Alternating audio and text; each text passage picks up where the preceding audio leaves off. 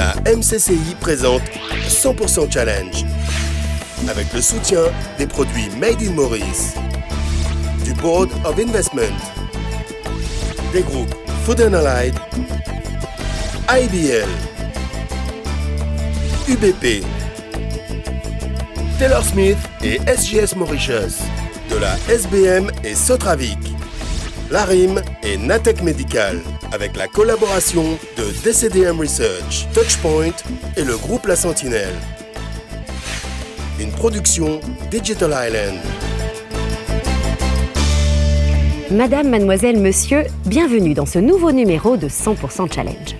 Pour sa 4e saison, notre émission vous donne rendez-vous chaque semaine avec le monde des entreprises afin d'y découvrir leurs stratégies, les femmes et les hommes qui les font vivre, ainsi que leur savoir-faire. Entre nos rubriques, nous vous proposons de découvrir quelques-uns des derniers développements de l'industrie du tourisme.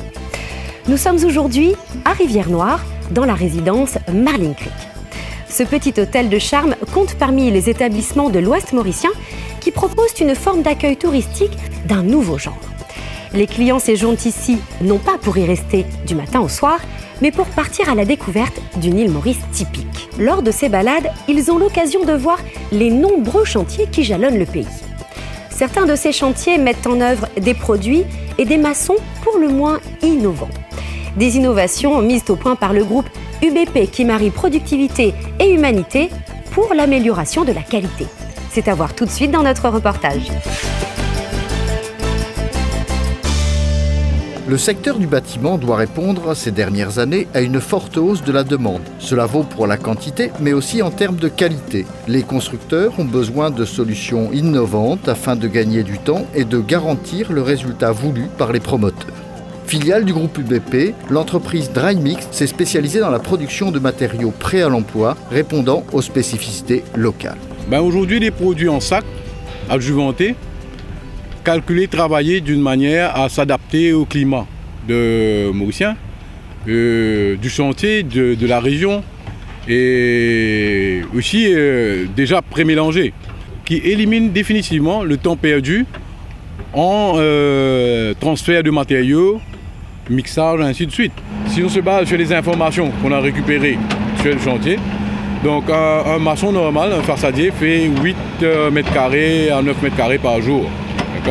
Tandis qu'avec le produit en sac, il aurait fait 12 mètres carrés. Et là, si je parle de mécanisation, quand on parle de la pompe à mortier, donc on arrive même à... Le minimum, c'est le double de la surface de fer. Mais ils arrivent que bien souvent, ils sont au tribun. Pour mettre au point de tels produits, l'entreprise investit énormément dans la recherche et le développement, avec pour objectif de fournir des matériaux adaptés à tous les segments de la construction. Chez Drymix, on croit dans l'innovation et pour nous, si on a par exemple un bâtiment, il faut qu'on arrive à couvrir toutes les parties du bâtiment, dès la ceinture jusqu'au toit. On a les produits, des mortiers pour les sols, pour les murs, pour les toits, pour les dalles, pour les collacollages, on a toute la gamme de produits. Cette gamme de produits, qui porte fièrement les couleurs de la marque Made in Maurice, est appelée à s'élargir avec des solutions toujours plus élaborées. Aujourd'hui, par exemple, on est en train de développer des mortiers de réparation, des mortiers qu'on appelle des mortiers structurels, pour les besoins très spécifiques, surtout dans l'ingénierie civile. On est en train de développer ces produits-là. Il y a les œufs blancs, il y a même des produits plus raffinés pour la finition. L'élaboration de ces nouveaux produits s'effectue dans le laboratoire de l'usine, sur le site de Geoffroy, près de Bambou. Des tests nombreux et rigoureux précèdent le lancement de la production. Alors en fonction des produits qu'on va mettre sur le marché, on a un protocole à suivre pour le recherche et développement et pour la fabrication du formulation. Alors on va commencer par les spécifications du formulation qu'on crée au laboratoire. Mais avant tout, on assure que la qualité du ciment, du sable et les adjuvants sont bons.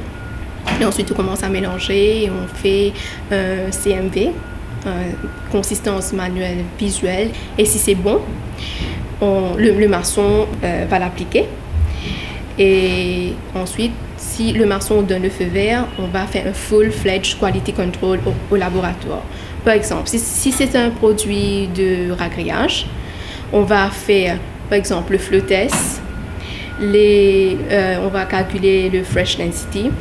On va préparer les barrettes du mortier pour écraser, pour voir par exemple la compression, la flexion. Une fois la recette validée, vient le temps de la fabrication, selon un process contrôlé par les opérateurs de production. Il y a du sable, et du ciment et des adjuvants.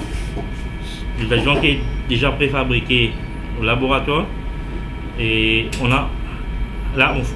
on fait les mélanges. Mélange sable, et ciment et adjuvant. Le mélange se fait dans le malaxeur et avec une nombre d'heures pour mélanger. Ensuite, ça descend dans l'enchasseuse et là, les hommes commencent à mettre dans les sacs.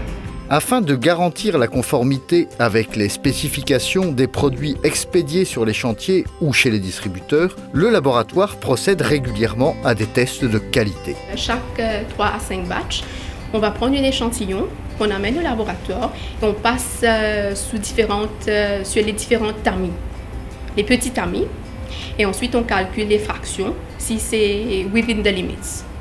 Et si c'est bon, on donne le feu vert aux productions de continuer. Proposer des produits avec des qualités techniques innovantes, c'est bien.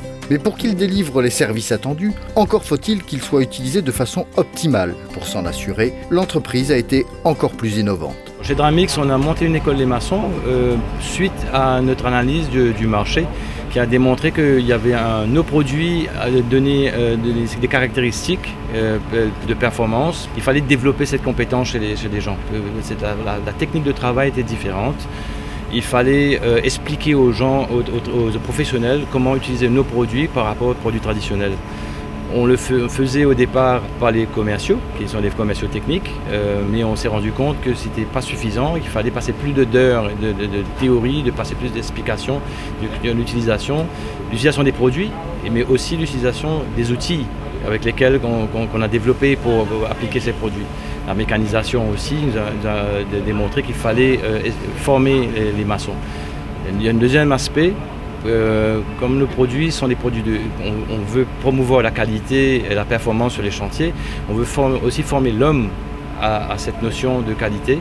Donc c'est pourquoi on a un aspect de la formation qui est basé sur l'aspect humain, sur l'aspect de la qualité, sur l'aspect de la responsabilité de l'employé sur le chantier. En développant de nouveaux matériaux de construction, Dramix valorise les dérivés du basalte, principal composant de la terre mauricienne, mais aussi les professionnels qui les mettent en œuvre. Investir dans la recherche et le développement afin d'innover, c'est ainsi que des groupes mauriciens comme UBP participent au développement de l'économie, en innovant toujours et encore. Les petits hôtels de charme ayant vu le jour récemment sur la côte ouest, comme la résidence Marling Creek, innovent aussi à leur façon. Ils proposent une forme d'accueil complémentaire de celle des resorts qui fondent la réputation touristique de Maurice. En témoigne cet agréable studio, construit par les propriétaires de cet établissement de Rivière-Noire, très apprécié des amateurs de pêche au gros. Pour innover, il faut bien connaître son métier et ne pas avoir peur de remettre en cause certaines pratiques. C'est ce que nous explique l'invité de la rubrique Entre nous. Le secteur de la construction est un secteur très important pour notre économie. Le secteur qui représente quand même 16% de notre PIB, un investissement de 55 milliards l'année dernière et qui emploie 56 000 personnes. Depuis 10 dernières années, on a connu un vrai boom dans la construction.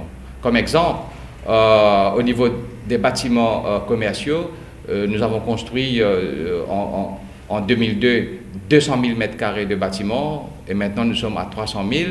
Au niveau des bureaux, de 88 000 m² à 400 000 m².